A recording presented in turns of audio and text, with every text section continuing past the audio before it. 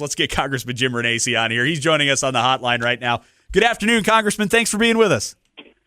Good afternoon, Jason. Glad to be with you. Great to have you on. How about that? We owe all of our money to a country that bans Winnie the Pooh. That's nuts. Well, what's even worse than that, Jason, I've said it all along, we do have to start looking at our debts and deficits. It's probably one of the greatest concerns we should have. Too many members of the House and Senate want to ignore that. I have tried not to ignore it, but you're right. We do have debts. A lot of them are with China. The last thing we need to be in a situation where that country who bans Winnie the Pooh is also telling us we need our money back. And that's something that we have to be cautious of here in the future. No doubt about it. Wanted to talk to you today a little bit about business development. We were at the State of the City address in Akron yesterday. Mayor Horgan talking a lot about how he wants to develop neighborhood business districts throughout the city. And I wonder what the federal role is in helping cities maybe develop business districts with small businesses, micro businesses, things like that. Well, look, I've said all along that government doesn't create business and government doesn't create jobs. In fact, in many cases, government stops businesses from growing and stops business from developing because there's too many regulations, or the tax system is too complicated. So I think in the end, the less government gets involved, the better. Now, that doesn't mean that government can't help with loans and some issues, but I'm more of look, I was in business for 30 years. If the government would have stayed away from me, cut my taxes, which I'm so happy to see we were able to do, I look back now over me being in business for almost 3 decades at a 35% tax rate every quarter, trying to figure out how I was going to pay those taxes. It stifled me from growing, from adding employees, from giving employees bonuses. We're starting to see what happens now that we have the tax cut and businesses are able to compete not only statewide but internationally. It allows for these businesses to grow and prosper. I think that's the best way government can help. Let businesses have the opportunity to grow, cut the regulatory climate, and allow these businesses to grow and prosper. Try to create the conditions where things can work out, in other words.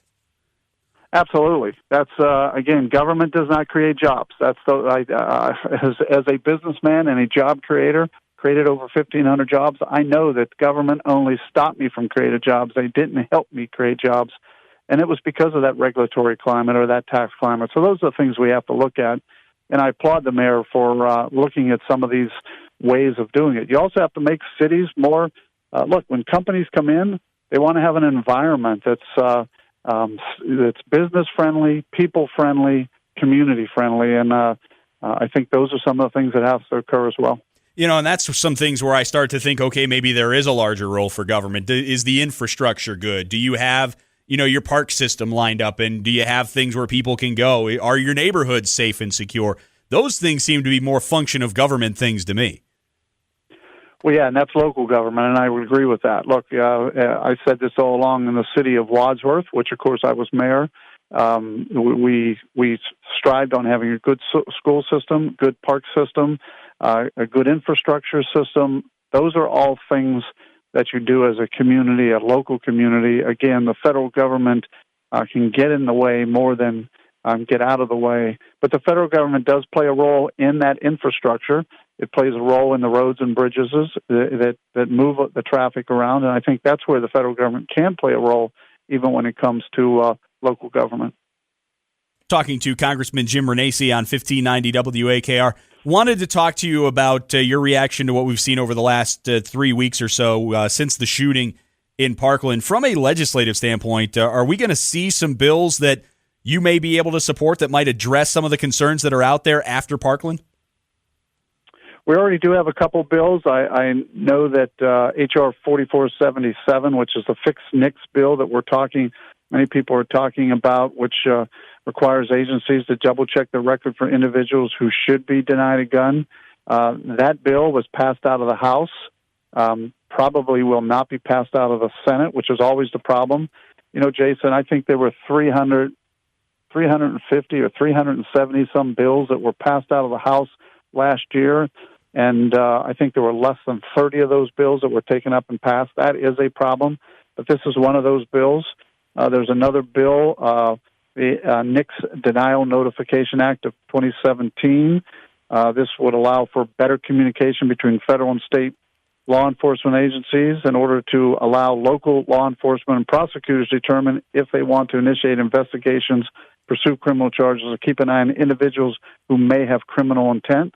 That bill, I am a co-sponsor, so the answer is yes. There are bills that we can work on together as bipartisan, but what I've also said multiple times is there are a number of issues related to these school shootings. Do we have to harden our schools? What is the mental health, and how do we fix this mental health situation?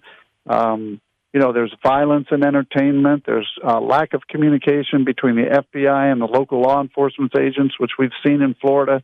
All of these things need to be reviewed as part of how do we actually combat this situation, especially when it comes to schools. Let me ask you about the Fix NICS bill, because the background check thing is something that I thought everybody agreed upon. So if that's the case, why can't a bill get out of the Senate? Well, look, this bill is also part of a concealed carry legislation, which I'm not sure the Senate wants to support. Again, it's one of the problems in Washington. Sometimes bills that there are a lot of good things in, I don't vote for because there's also a lot of bad things in that people don't like. I don't consider the concealed carry a bad thing. I actually support it. But I think that's probably one of the issues that may stop it in the Senate. I actually think it was a good bill that was supported out of the House, should be supported out of the Senate.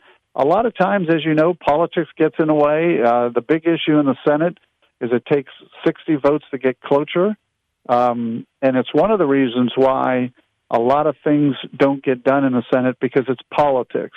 The best example I can give you is I was with our Trade Secretary this week in the White House, and he was talking about 4 assistants that have not been confirmed yet. We're a year into this process, and we don't have closure on 4 of his assistants when it comes to trade, and it's political. It's always political, which is sad. I've said this time and time again. If we're going to get things done in Washington, we got to get politics out of the equation, and then we can get a lot accomplished. But the problem is it's difficult to get politics out. Why not, before we go then, maybe just pass and say we're going to do the background checks now and then wrangle over the concealed carry stuff later? Well, we could probably question that on just about every bill because no doubt, always some things that are good for one side and good for the other side. It's kind of like the budget bill that was passed 2 weeks ago, I believe, that increased funding for the military. I supported at least 3, 4, 5 bills already supporting increasing funding for the military. But the problem was the Democrat or the other side said, I'm only going to support increasing dollars to the military if we increase dollars in other social programs, which is a budget buster, and one of the reasons why I did not support the bill. So it's the way that things work in Washington. I wish it was different. I think if we had single issue, we could probably, I'm not sure we'd get a lot more accomplished, but at least people would know where everyone stands.